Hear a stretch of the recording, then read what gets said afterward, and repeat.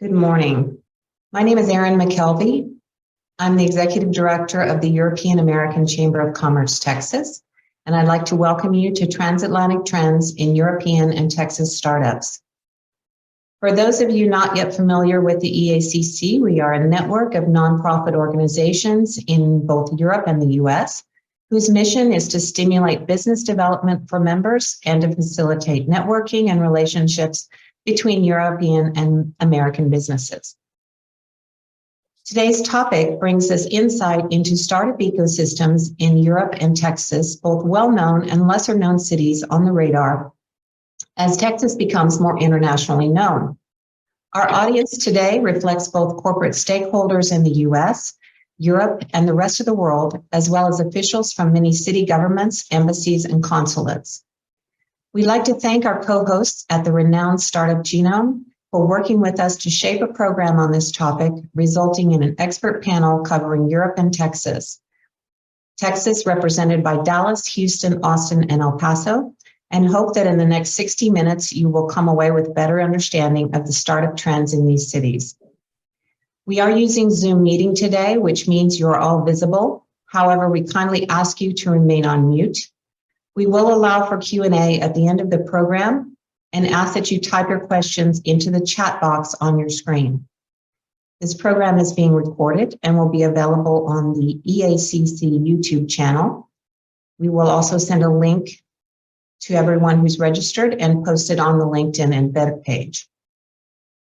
I now have the pleasure of introducing our stellar panel.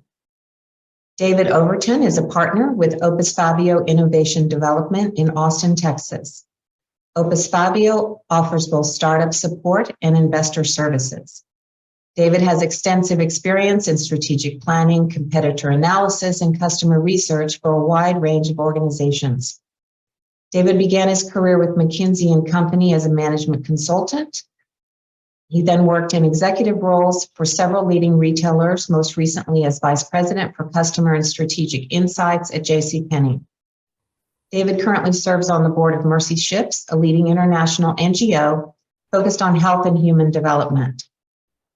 Dr. Simon Mack is the Executive Director of the Caruth Institute for Entrepreneurship and Professor of Practice in the Department of Strategy, Entrepreneurship, and Business Economics at the SMU Cox School of Business here in Dallas. In 2021, Dr. Mack helped launch the United States Association for Small Business and Entrepreneurship Special Interest Group on Tech Entrepreneurship and serves as the inaugural chair. That same year, Dr. Mack was appointed to the Dallas Mayor's Task Force on Innovation and Entrepreneurship, where he chairs the Big, Fat, Hairy, Audacious Idea Committee. Beto Polares is a partner at Joseph Advisory and self-professed adventure capitalist in El Paso, Texas. Beto's investment expertise is in seed and early stage venture investments, as well as venture fund creation. He advises a family fund on fund commitments and direct investments into private operating companies. He enjoys being involved in entrepreneurial transformation, particularly in the Borderplex region, where he incorporates best-in-class mentorship, tech tools, and resources for startup founders and aspiring investors. Beto is a fellow of the Kaufman Fellowship, one of the world's premier innovation, leadership, and venture capital-focused programs. He teaches entrepreneurship and strategic management at New Mexico State University, where he holds the Bill and Sharon Sheriff Endowed Chair in Entrepreneurship. Juliana Garizar is head of Houston Incubator and Vice President of Innovation for Greentown Labs in Houston, Texas. Juliana is also a Kaufman Fellow and serves on the board of the Angel Capital Association and is a lead investor in the portfolio Rising America Fund.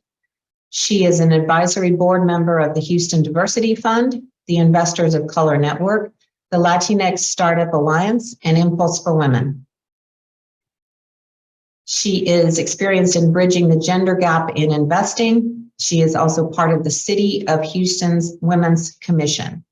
Previously, Juliana worked in Singapore, first as an international trade consultant for the Trade Commission of Spain, and then as a project manager for the Asia Technology Office of Citigroup. My co-host today is Ethan Webster with Startup Genome. Ethan is based in Berlin, but still calls Texas home, we think. Ethan will now introduce Startup Genome and our moderator. Ethan, I'll pass it over to you. Thank you very much, Erin, and thank you everybody for joining us today. I have the pleasure to be part of the Startup Genome, which is the world's leading policy advisory and research firm focused specifically on startup ecosystem development. Many of you may have heard us through our Global Startup Ecosystem Report, which is the most widely read and authoritative piece on the international rankings of 300 startup ecosystems worldwide. And I also have the pleasure to introduce our moderator today. Stephan Kuester, based in London, is our head of ecosystem strategy. Stephan has had a very fulfilled career in the consulting space with EI for many years in London before transitioning to Tech Nation, where he led the global section of their famous Future 50 program, assisting London in their ascent to the top of the rankings and solidifying their place as one of the world's premier destinations for startups and unicorn growth. Stephan will be leading the conversation with us today, speaking a little bit more about what we see from a database objective and benchmark perspective for both Texas and European ecosystem. So without further ado, I'd love to have Stephan take the mic. Ethan, thank you very much for a wonderful introduction. I'm not entirely sure I can claim the rise of London to one of the best scaling environments in the world, but I'm happy to take some credit, minimal credit. Erin, thank you very much for having us. Really appreciate it. And to our panelists and fellow audience, of course, thank you for joining us today. First of all, I would like to give you a very, very brief, just buzzwords, bullet points overview of what we see in our research every year. We look at 287 ecosystems trending towards 300 really across all continents. In order to understand what's happening in the world of tech, what are the newest, the most important trends, how healthy are our ecosystems, and last but not least, to see how far we have come along our mission. We started about 10 years ago, and we saw a wealth creation through the startup economy, in which about 93% of the wealth created, the jobs created, were concentrated in the top 10 cities, the Silicon Valleys, New Yorks, Londons, and so forth. And our founders really said, that's something we need to change. We need to make sure the world, young people around the world, can participate in the chances, the opportunities that tech entrepreneurship and innovation can bring us. Today, we are, well, happy to say that the same analysis done only a few months ago gives us a figure of 63%. That's still the wealth concentrated in the top 10 ecosystems in the world, but we've seen a proliferation. I think you see it in Texas, we see it in Europe, and that's from our perspective a good thing, as many people as possible engaging with tech innovation. And if our research and our policy advice can at least help a little bit further the development of many more cities coming on, then that would be exactly what we are in business for. Few bullet points around what we saw last year. Global Startup Ecosystem Report 2022, GSER, launched at the London Tech Week, as every year in June. We had to happily state, it has been a bumper year with overall success, the most successful year in history for startup ecosystems, regardless of where you look around the world. It is maybe also a tale of two periods, 2021 and then 2022, but let me comment on that a little bit later. What we saw in last year, record valuations, record influx, particularly of capital in the late stage, but also really good investments in the earlier stages. Series A, proliferation of the famous unicorns. I think we need to find new terms, because we had more than 100 cities claiming at least one unicorn. I think we created as a global startup ecosystem community more than 500 in 2021 alone. Who would have thought that 10 years ago? Digging a little bit deeper into the hyperbole of it, what's really the driver around the world in tech ecosystem development? It is certainly deep tech in the one or other definition, the clean techs, the health techs, the life sciences, etc., that really have propelled the industry 4.0s, the mobility solutions that are really propelling and continue to propel growth. they are really the drivers of increase in startup activity, regardless of where you look. And that certainly has a number of more particular implications for those cities, regions that have what we call better ambidextrous ecosystems, two hands coming together, the research, the academic perspective, and the ecosystem-based research, but also young, nimble startup entrepreneurs in a highly functional ecosystem that really can test new research and see if it is commercially applicable or if there's a societal use case. So the Toronto Waterloo is an example in North America doing extremely well. A number of European examples where we will comment upon, or a Seoul, Korea, actually, that is a world leader in IP generation and has been so forever since the starting of time. But say 5 years ago, all these patents were sitting on shelves. All of a sudden, they are finding their way into a more practical application, into testing, and it's the startup ecosystem actually that's testing them. It is not the big corporate traditional corporations, and that's great to see and really propelling the growth. I think for the first time we could rank Seoul as a number 10 ecosystem in the world. We would not have expected that some 5-6 years ago when we first went there. Little geographic perspective, we've seen growth nearly everywhere. The rise of India has been remarkable. Europe has come a very, very long way in regards to funding environment, particularly for early stages. Lots of government supported, not led, but supported activity that helps particularly foster early stage funding, that pre-seed seed. But we've also witnessed, and that's encouraging for Europe, we are now seeing the later stage rounds, the really big funding rounds in series BCD that are clear characteristics for matured ecosystem. We need to unpack that a little bit, but it is certainly an important trend. We are seeing many more governments, regulators engaging very actively in entrepreneurship oriented policy, trying to create conditions that are really conducive to setting up a business, trying out a new piece of technology, bumping into regulatory hurdles, and then working as a very collaborative environment with our startup entrepreneurs in the old continent, and that's encouraging to see. So the penny clearly has dropped with many geographies over here. We are seeing very clearly the rise of tier 2 cities and specialized ecosystems. So that's a little bit of a European perspective. Really has been a good success story, as a very sustained success story. Yeah, it's not extremes, but it has been building up for over the last decade. We'll unpack the details a little bit later. Before we go there, though, I think we need to switch perspective a little bit, coming from Europe all over the pond, and let's have a brief look at Texas as well in our ranking. We start with Austin. Let's go in alphabetical order. So we are really happy to state Austin ranked 25 in our global startup ecosystem ranking. And that is quite remarkable for a city of the population of Austin. Startup ecosystems, there is a notion of bigger is better, and larger populations typically create more entrepreneurs, and more entrepreneurs are a really good thing because you only have a 10% chance of success.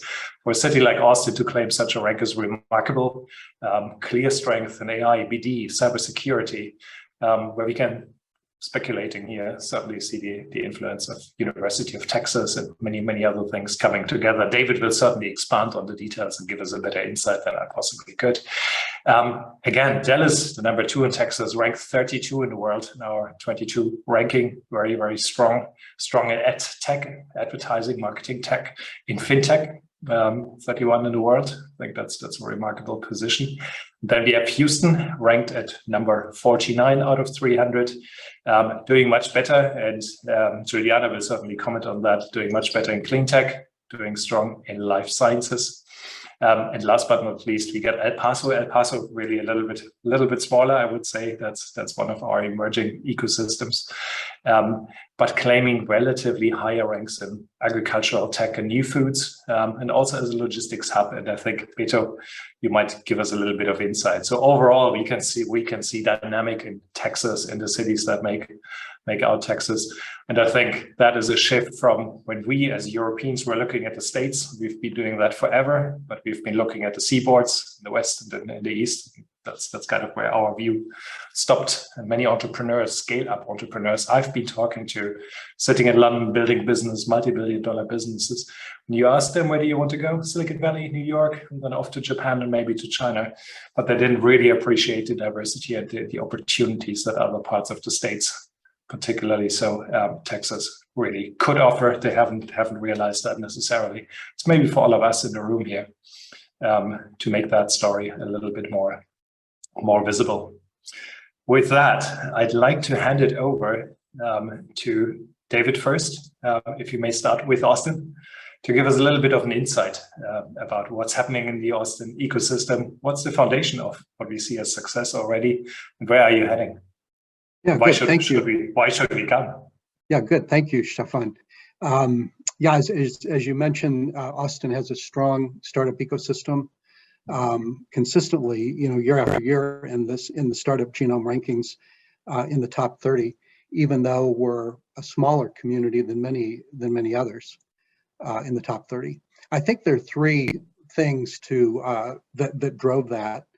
One you mentioned is the active and visible support and involvement of the University of Texas. That's been true for a long time, and UT's accelerator, which is called Austin Technology Incubator, is the longest active accelerator in the U.S., and it's been active for over 35 years. So that's built that. In many ways, I would say UT is sort of the backbone organization of our ecosystem. A second major strength has been a clear sector focus. In the early 90s, leaders in Austin and at UT identified information technology as the area we were going to focus on. So that's become an area of strength, and the ecosystem has built on that. Of course, that's technology companies specifically, but that information technology plays a big role in virtually all startups. Dell Computer was an early example. Dell was supported by Austin Technology Incubator in its early days, and in turn, alums from Dell have gone on to become investors and mentors and founders of other startups in Austin. And now, although the Austin startup ecosystem is very diverse, that strength in technology continues to be a big asset. So we have a strong technology workforce, a large base of mentors, and investors who are comfortable investing in technology-oriented companies. Then the third factor, and it's a bit intangible, but there's a strong culture of cooperation here in Austin. For example, Capital Factory is now a huge accelerator here in Austin, and when it got its start, Austin Technology Incubator was a huge supporter of Capital Factory. Instead of being competitors or trying to see them as a threat, they worked together, and Capital Factory would explicitly say that ATI's support has helped them to become successful. In Austin, we now have, I looked recently, we have at least 15 accelerators, at least one of which focuses on international companies, and several others that accept international startups in their portfolios. So I think that Stephan, that's some of the reasons that Austin has become the startup ecosystem that we are. Thanks a lot, David. Really great to hear about what makes Austin tick. Of course, it's no secret that Austin has done well traditionally, but in my opinion, there's a well-kept secret in Texas, and I may be a little bit biased on this, but I think that there's a lot of really interesting things happening in Dallas. Dr. Mack, I'd love to hear, in your opinion, what you think makes Dallas tick, what makes you excited, what the recent successes have been, and where the opportunities lie. All right, very good. Thank you so much, Ethan, and hello from SMU in Dallas. I actually want to start talking about living first, right? When people talk about Dallas, I spent 10 years in Boston, 4 years in Silicon Valley. Everybody says, you want to live in Dallas? So let me talk about that. First of all, Dallas is the 4th largest metropolitan area in the US, but the most important stat is number 37 in traffic congestion, okay?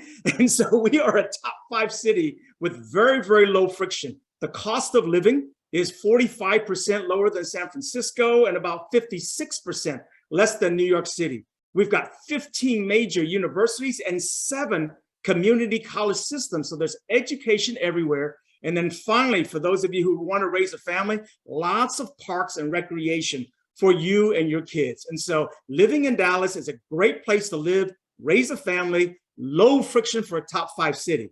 Now, how about for entrepreneurs? Well, from a funding perspective, most of the money in Dallas exists in family offices and private equity firms. As a matter of fact, Dallas is typically ranked in top 5 for both of those. What this means is that there's a lot of money to help you expand your business, okay? How also, there's been a recent trend where these organizations are moving to earlier stage. So they're now starting to compete with venture capital locally as well. And speaking of venture capital, last year, $8.8 billion spent in venture capital in the Dallas area, and it is growing.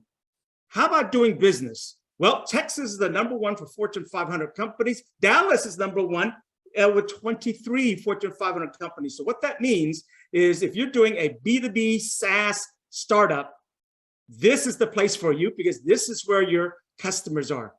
However, there's also an emerging scene in prop tech, real estate, right? Property technology, retail tech, and then finally health tech. And so there's all these burgeoning, emerging areas as well.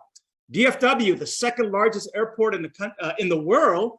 But what that means is you can go to a meeting in the East Coast and a meeting in the West Coast and come back home and have dinner with your family, right? And so that's very important as well. And then finally, Dallas is the #1 region in Texas for higher ed enrollment. And so you have a very, very substantial size for educated workforce.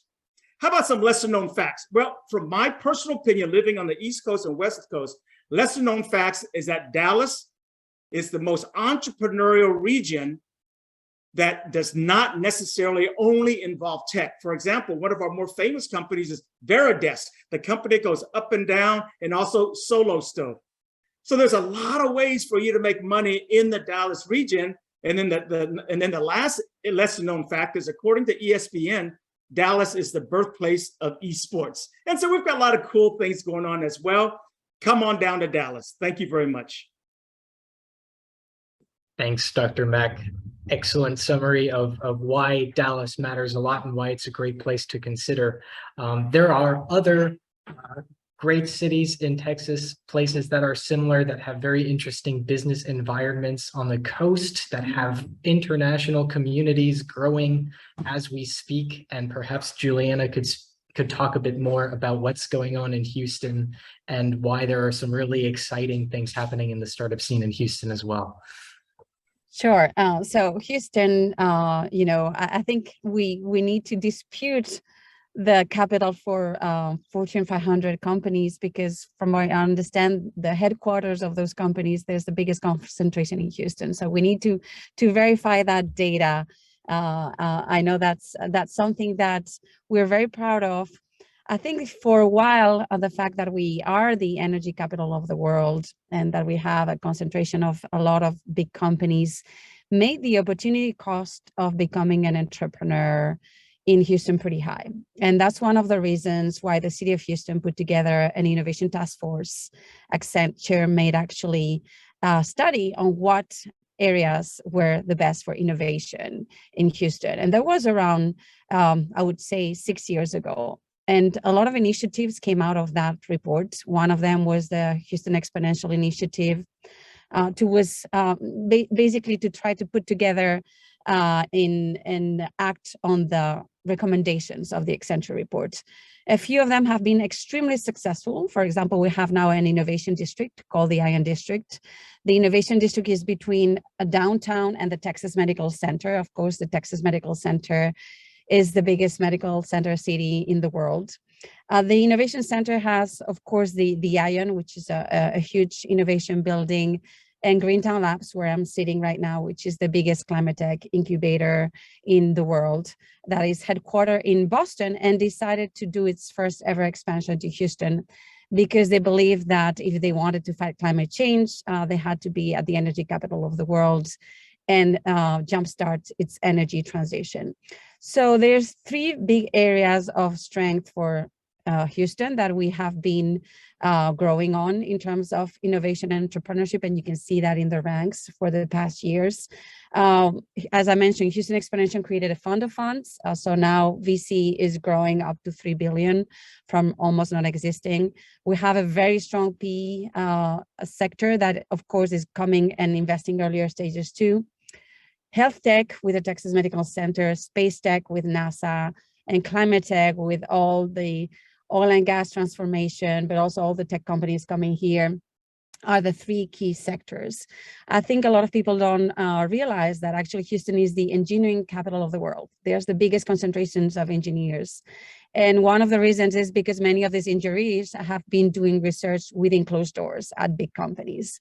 But now everything is changing because we need to still remain the energy capital of the world. For that, we need to transition, and we've decided to do an open innovation model, and Greentown Labs is part of that. So now all of these big companies are opening their doors, collaborating, and hiring for what is the energy tech or energy 2.0 workforce, and that's been pivotal. That's why you see all this number increasing. When we opened Greentown Labs a year and a half ago, we had quite a few companies from Boston moving to Houston. We have companies from New York. We have companies from Europe moving to Houston. And we have a lot of companies from Latin America moving to Houston to be at Greentown Labs and other places. Not to forget that we are the most diverse city in the US. And I think that's critical. One of the reasons being that we have a lot of inbound of new people. You know, the reasons is like the cost of living here is a lot lower than at any of the other cities that you see in the US. And also we are really great in terms of outdoors. We are the foodie capital of the United States. And really, that's why a lot of people are moving from the East Coast to West Coast to Houston. Many cases to put together their startup in those three areas that I was mentioning about. Thanks a bunch, Juliana. I really think that the Houston startup ecosystem is a story of playing to the unique local strengths. So building clean tech out of an energy capital and building space tech from NASA, right? Makes absolute sense. Last and certainly not least, I'm very excited to have Beto with us today to speak a little bit more about El Paso, which I think often does not get a lot of the spotlight that the other cities in Texas have. So Beto, I'd love to hear from your perspective, what is it in El Paso that is really exciting for you, and what's coming along in the pipeline? Thank you. Pleasure to be here, and certainly wonderful to be with such distinguished folks from our state. I will tell you that inevitably, the one thing that continuously comes up as what is the number one thing that El Paso offers, it is people. Its people are amazing and resilient. And, you know, this happens time and time again. But let me tell you a little bit of what's going on in El Paso, both in the tech spots, but also what is the foundation of the El Paso economy in broad trends. Simply put, El Paso is where things get built, or this region is where things get built. There are over 600 maquilas right across the border. Maquilas are these offshore manufacturing operations. As we know, that globalization continues to proliferate, but also supply chain issues arise. El Paso has been a major recipient of relocations of large manufacturing hubs.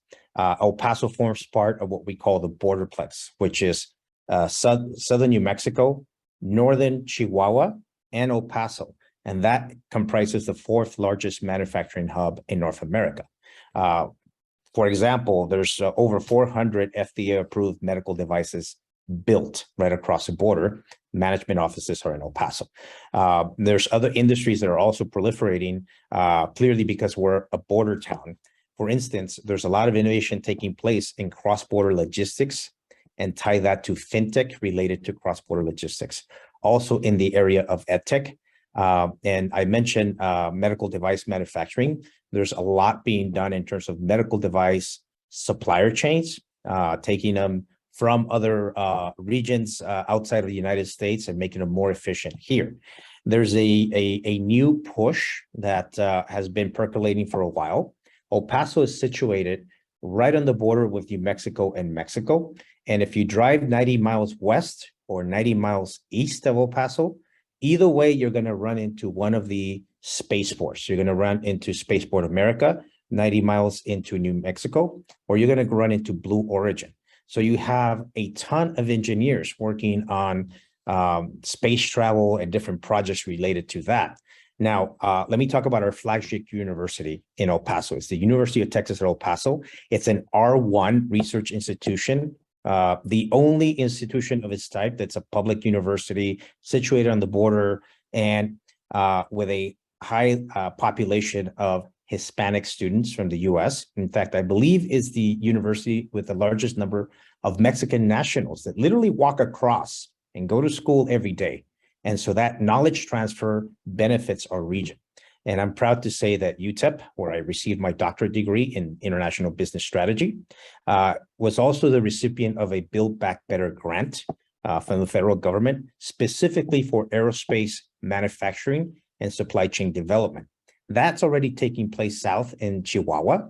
We're now incorporated it into the overall ecosystem of our region as far as business development and also labor development. As far as startups, there is capital in El Paso.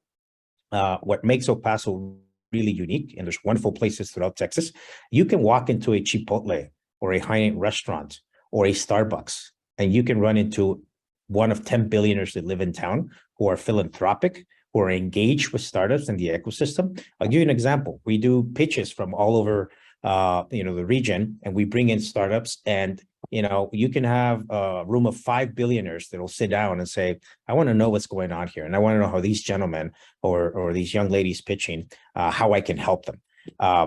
Needless to say, that's why I say that El Paso is such a magnet for people, and this is where a lot of companies come to recruit. And while this is a great place to work and live, it's also a great place to percolate ideas and give birth to them. Given the demographics of the entire United States, there's no better place to test that, develop that, and launch that than El Paso.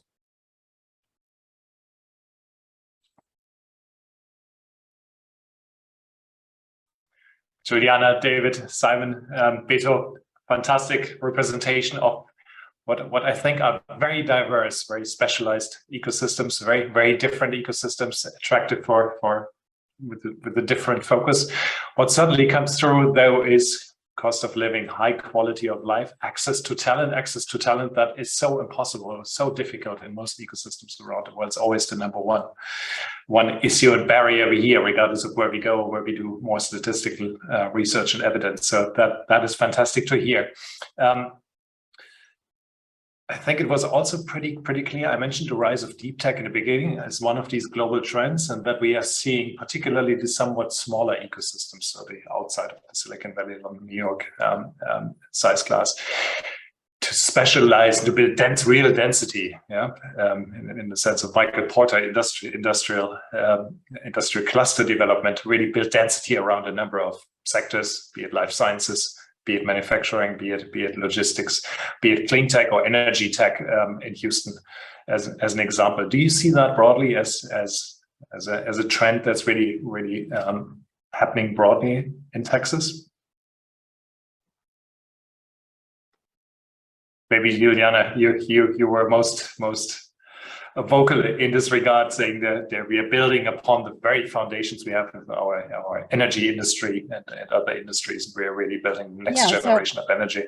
So, I think in Houston, there's two things about Houston. We are problem solvers. We're trying to solve the biggest problems in the world by trying to solve cancer, by trying to go to Mars and back to the moon, and by basically trying to solve the energy crisis, right? So I think that's kind of key, a little bit like what Beto was saying, the resilience of the people, and the fact that because we are doers, we are very okay with pivoting strategies, right? So we realize that in order to survive, we need to reconvert ourselves. And not only that, I think we can survive and thrive. So there is a lot of room for growth in the climatic space. And I think one of the things that a lot of entrepreneurs are realizing is that, well, there's going to be a lot of money in that sector, but also the customers, the main customers for climate tech innovation are here already, right? So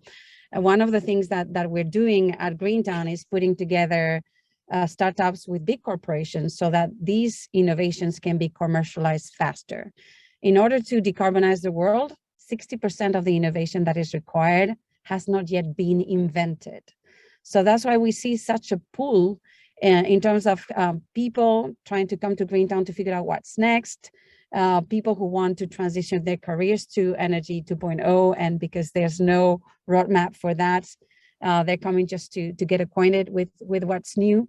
But more than anything, money is getting earlier, is coming here.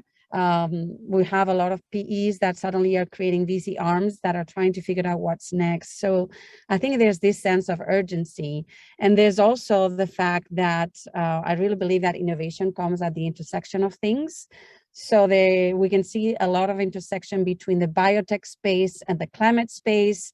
We're working a lot in carbon, not only carbon capture, but carbon to value, how we transform carbon into something else.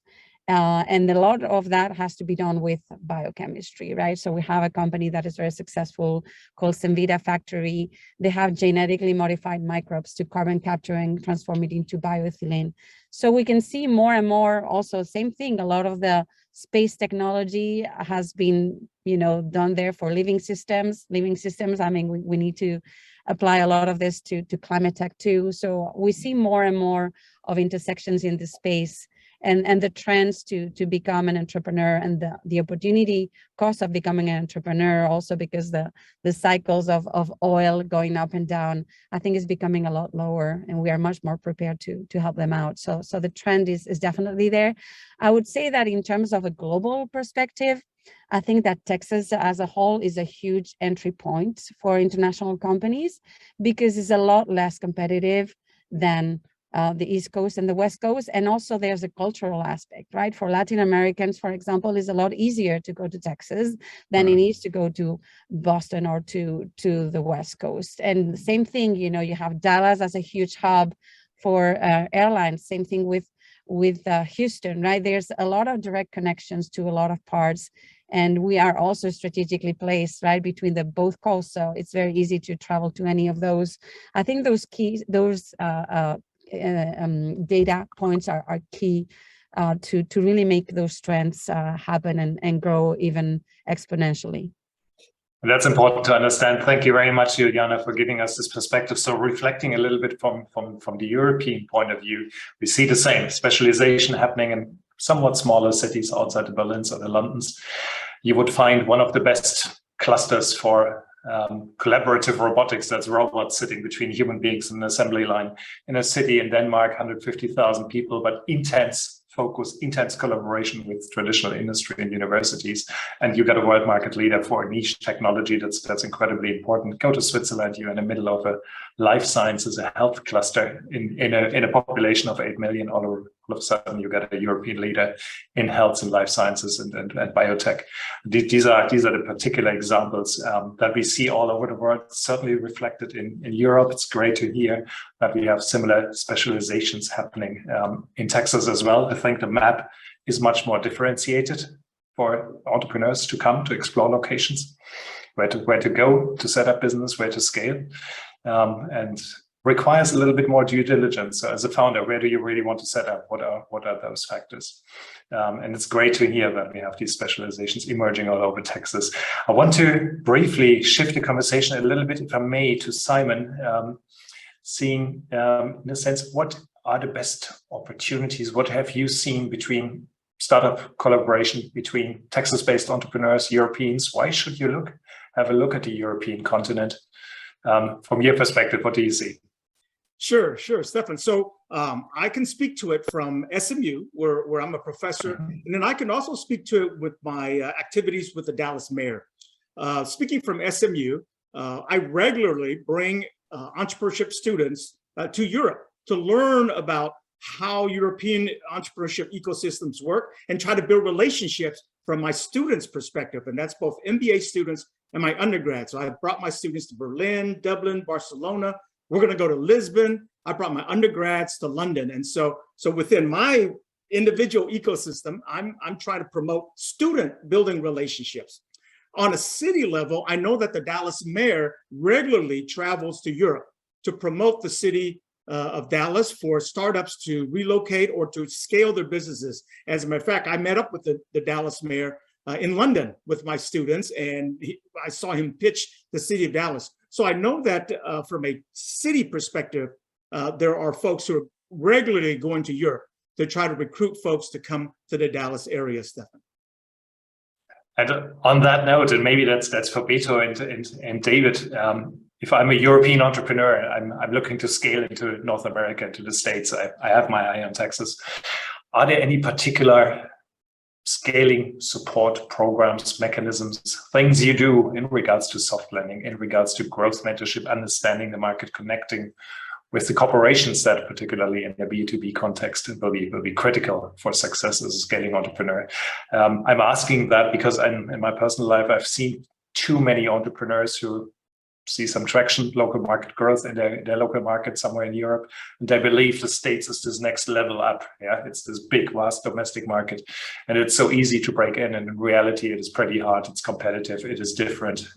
Making the connections to the right industry contacts is hard, and there's always somebody else in front of you. Is there any support coming to El Paso, coming to Austin, for that matter, as an example? That would be interesting to understand. Yeah, I think, Stephan, a couple of things there. I mentioned earlier, there are some accelerators in Austin, one of which focuses on international companies, and others that welcome international companies or European companies into their programs or encourage them to apply to their programs. Not every startup is going to be a good fit, but where a startup has a product or technology that's applicable globally or broadly, there are a lot of opportunities for that here in Austin. Thank you, David. And Beto, coming to El Paso. Sure thing. I say this jokingly, but maybe not so much. I'm the unofficial mayor of El Paso when people want to really connect. As we had last night, a very unique pitch event between two universities, and VCs came in from all over the country to witness the innovation that's taking place out of the universities here. And of course, you end the night with some tacos and tequila because this is a really fun, safe place.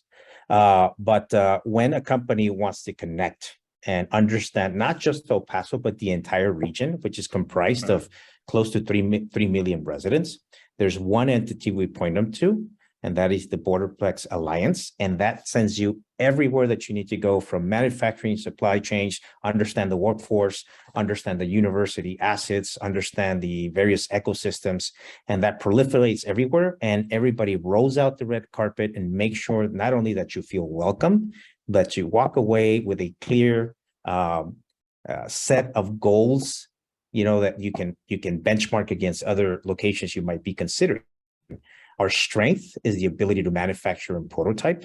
The university has a world-class 3D printing center, and they can invent their own machines to advance 3D printing, and that's used in the aerospace industry, in the medical industry, and the like. It has a great workforce. It has a very diverse workforce that's very sought after throughout the entire country. We have lots of linkages to other places outside of here because of our research that we do at the universities. For instance, leaders in water research and leaders in deployment of solar capability throughout a region. So we have a single point of contact, and from there you get shuttled to the specialists within the region and within the city that can absolutely, move it further. We also have, I would say, punch way above our belt or weight class in terms of our access to very unique leadership at the federal level. For instance, we talked about startups. Just Monday, the Secretary of the Economic Development Administration was visiting a co-working space where you have about 12 early stage startups cramped into a small space, developing new ideas.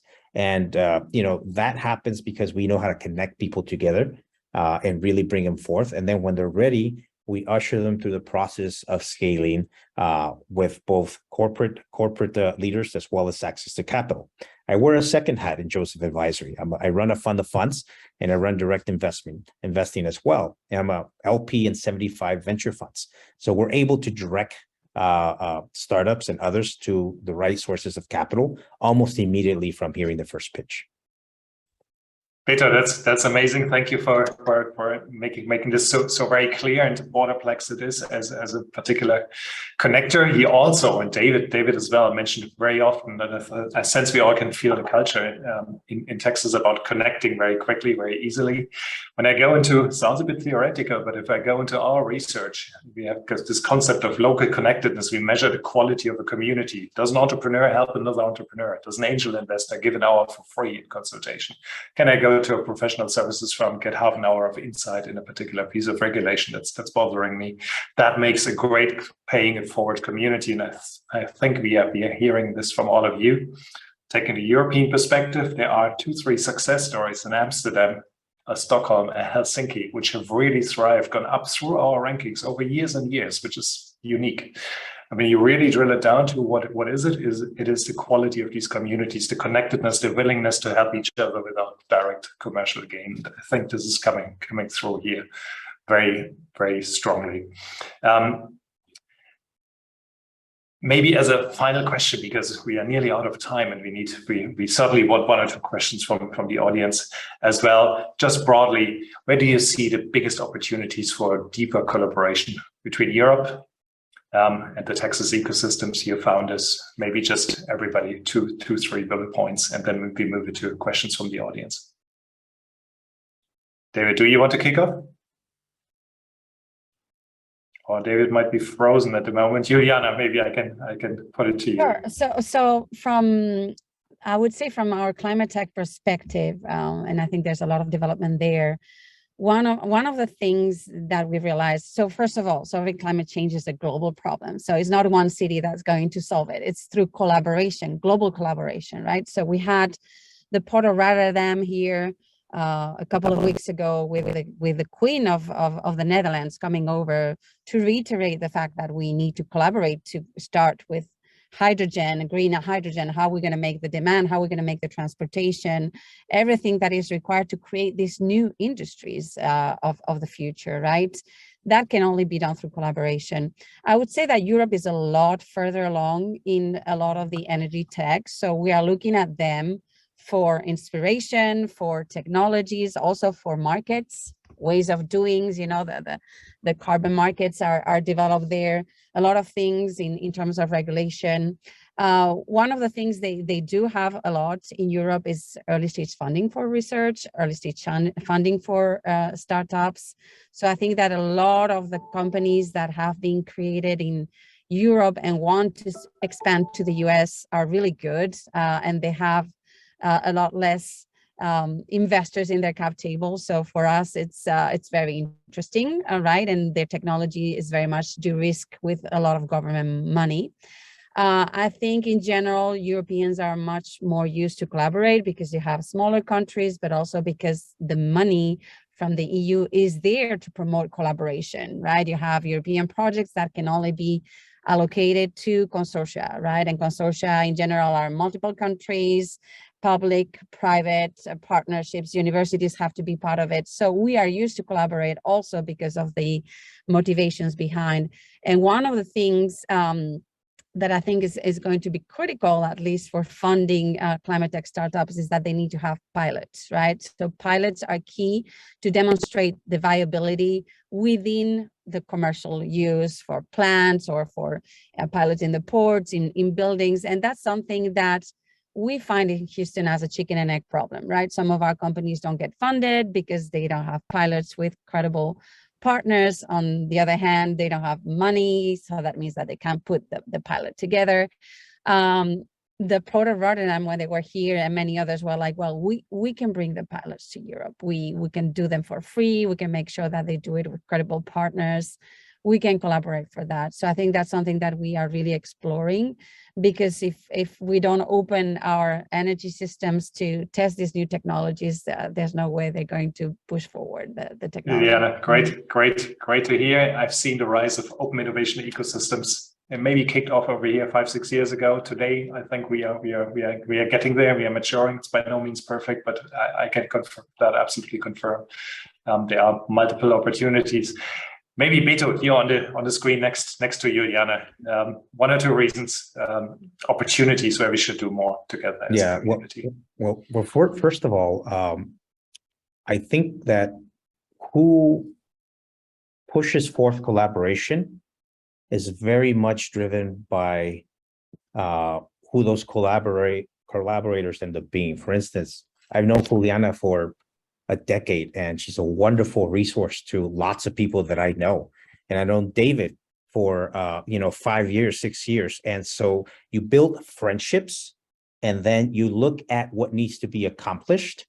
And then you don't necessarily just say, well, I can't do it, so therefore it can't be done.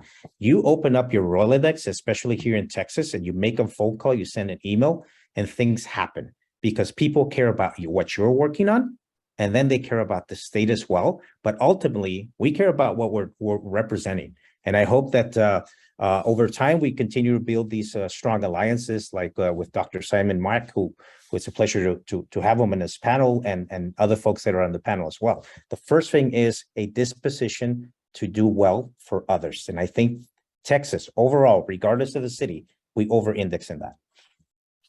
So you're coming back to quality of community, Beto, is super important insight. Simon, you are next on my screen. You are one of the living kind of ambassadors building these bridges. Absolutely. What do we leave on the table still unexploited? What do we do next? Yeah, so again, all the things that Beto and Juliana and David talked about is we need to do a better job letting European entrepreneurs know that this is a very friendly state to do business. I think that's very, very important. And so we can definitely do a lot of that. When I travel, the funniest thing is that people know the city of Dallas based on the Dallas TV show, but also through the Dallas Mavericks. All right. And so I can't tell you how many people I've seen in Europe wear Dallas Mavericks t-shirts. Of course, it was Dirk Nowitzki initially, and now we have another young man. So I think educating Europeans on Texas, right? And the open for business, the open for collaboration, the friendliness, and having more of this ambassadorship-like relation, Stephan, I think that is critical. And that's going to be one of the many strategies, right, to continue to build the relationships between the two areas. Simon, well put. It really speaks to my heart, because so many entrepreneurs I know don't really have that differentiated perspective. I think it's great that we got the opportunity with EACC today to kind of take the lid off a little bit and unpack this quite a bit. David, what are we leaving on the table between Austin and across the pond? One or two. So Stephan, I think we talked a lot about how individual companies individual startups can benefit by looking across the Atlantic. Certainly, many of the startups that we work with, when they think about their total addressable market, they include Europe in that, because the perception is that the economic connections are close. But I think the other thing for collaboration is at the ecosystem level, at the level of the startup ecosystems, and learning from what's working in Amsterdam or what's working in Austin that can apply to other ecosystems. The lessons from the industries that are growing in Dallas and Houston, and the connections that are occurring in El Paso. How can we all learn from those metropolitan ecosystems to make our startup ecosystems even stronger? Yeah, thank you, David. And I know you are a proponent of peer learning and this really international collaboration. So are we at Genome. I think we every 3 months we try to bring together 120, 130 ecosystems not for any commercial purposes, but for people to learn from each other, to say, I've invented a piece of policy 5 years ago, utter failure, it's behind closed doors, so we all can learn what not to do, or a great invention that really worked out. Here's something for the others to share if it fits their environment. I think that's what we need to drive, certainly very much in our heart. As Genome. Thank you all for that perspective. We got maybe only one question from audience, given where we are in time's progressing. But the question, how do overall funding policies differ between the US, between Europe, including from a government perspective? Maybe allow me to take a first step at it. I think particularly in early stage funding, we see a lot of, Juliana, you used the word de-risking. I think that's exactly what it is. We see a lot of government grant funding, particularly in deep tech, where we need a bit more patient capital, where we got these long development cycles, and that's okay. We also see in some locations, maybe the UK being the most sophisticated one, the de-risking of private seed stage angel investors, angel groups, and that's a very effective means. So the angel groups build their portfolio. It's private business people making these decisions, but they're getting de-risked very effectively, and that helps pump more capital into early stage funding. That's certainly from a European perspective an important one. Maybe you have a view from how does the funding environment look from a Texas perspective? Peter, do you want to go first, or Peter, Simon, David, Juliana?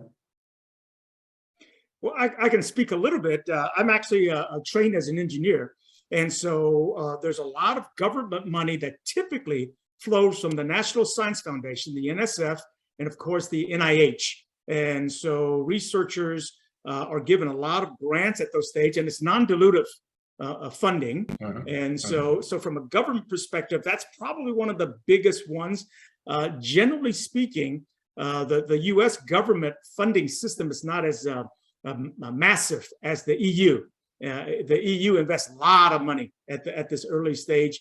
And so here in the US, we depend more on angels, like you were saying, Stephan, right? The angel groups and other folks like that. And if you're in tech, the NSF and the NIH are two very big sources for grants at the early stage as well. I would add that, to confirm that, I would add that it is very easy to collaborate with universities in Texas. They're eager to showcase their talent. Professors are eager to collaborate, and they become great conduits of knowledge and great conduits of talent from the graduate students, eager to work on innovative things. And then there's other mechanisms that universities can utilize and leverage for non-dilutive funding that benefits startups or new operations. So I would encourage you to explore that for sure. Thank you, Peter. Juliana? Yeah, so definitely a lot of money through the NSF, NIH, DOE with ARPA-E. They came to Greentown to figure out what the new technologies are so that they can create RFPs for those new technologies. More and more involvement. I still think there's a lack of education from our startups to unlock this funding. A lot of it requires a lot of time and dedication. So, you still have companies who are trying to help with that, but they're still very expensive, at least for the initial funding rounds, but I think it's definitely getting there. One of the things that I think it's easier in the European perspective is that everything is through tranches, and one follows the other, and I think it's a little bit more obvious. So definitely some training to get to that funding is required. Great, Juliana, thank you very much. We are nearly out of time. It is great to hear what the different ecosystems and the diversity of ecosystems that we've heard about in Texas today, certainly attractive for scaling into America, into North America, no doubt. We've heard about specializations, particularly relevant for deep tech. I only can reconfirm that from our global research, and encourage entrepreneurs to do their homework, their diligence, and include Texas, include other parts of the US, be a little bit more granular if you seek to scale. The same for Texas entrepreneurs interested in the continent, the old continent, so to speak. Do your diligence. There are pockets even more complex than the US. There are small pockets of excellence that are highly conducive to building a proof of concept, getting in touch with corporations, get your first client, but also scaling a company, and that not necessarily are the same places. So it's a bit of a journey. It is multifaceted and needs some proper diligence. I think that's important on both sides to note. So entrepreneurs really make these considerations before you decide upon where do I scale, where do I go, where do I set up a business. And Austin, El Paso, Houston, Dallas, certainly very, very important contenders in North America. Erin, maybe I may hand it back to you. We are nearly on the hour. And I wanted to say, first of all, thank you to the panelists. Thanks for having us. Thanks to the audience for coming to this dialogue today. Back to you, Erin. Thank you, Stephan. I really appreciate that. I appreciate everyone coming here today. Many thanks to our speakers, Beto, David, Juliana, and Simon, as well as our moderator, Stephan, for this excellent program. We hope our guests learned more than they knew and share some good takeaways from this program today. The EACC Texas will continue to add new programs on our website. And as we just have, we have one question that we'll try to address in the chat through email, and a question, or actually a comment, from one of our panelists mentioning DFW as a center for gravity for telecom since 1G, and now moving to Industry 4.0 use cases and applications, which gives me an amazing segue into our Eurotech Talks event on November 2nd at the Richardson New IQ Center here, which will be exactly on that topic, connectivity for Industry 4.0. So we hope to have some of you joining us there. And if you'd like to be connected to one of today's participants, feel free to write us an email and we will forward your request.